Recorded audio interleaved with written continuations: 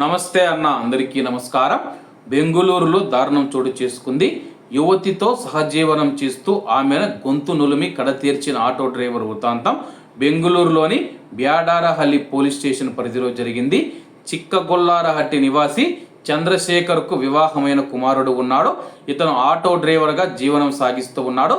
ఈ క్రమంలో తిగరపాల్యలో cell phone షోరూంలో పనిచేస్తూ ఉన్న మగాడి ప్రాంతానికి చెందిన భవానీ 22 సంవత్సరాలు అనే అమ్మాయితో ఆటో ఎక్కిన సమయంలో పరిచయం ఏర్పడి అది ప్రేమకు దారి తీసింది.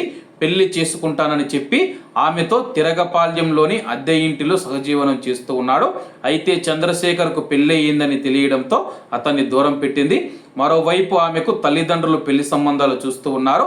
ఇకపైన తన వద్దకు రావద్దని భవానీ చంద్రశేఖర్కు సూచించింది. దీంతో ఈ నెల 12న ఇరువురి మధ్య గొడవ జరిగింది. దీంతో చంద్రశేఖర్ ఆమెకు విషం తాపించి తాను తాగాడు. అనంతరం భవానీ గొంతు నిలిమి ఊపిరాడకుండా చేసి హత్య చేశాడు.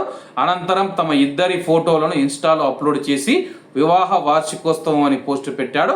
గమనించిన భవానీ కుటుంబ సభ్యులు ఫోన్లో ఆమెను సంప్రదించడానికి ప్రయత్నించగా స్పందన లేకపోయింది. అనుమానం వచ్చి తిరగపాల్యకు వెళ్లి చూడగా భవానీ మృతి చెందింది. పోలీసులు వచ్చి స్పృహ లేని చంద్రశేఖర్ను ఆసుపత్రికి తరలించారన్నమాట. ప్రస్తుతం ఇటువంటి సంబంధాలు ఏవైతే ఉన్నాయో చావడం లేదా చంపేంత వరకు అయితే వెళుతున్నాయి.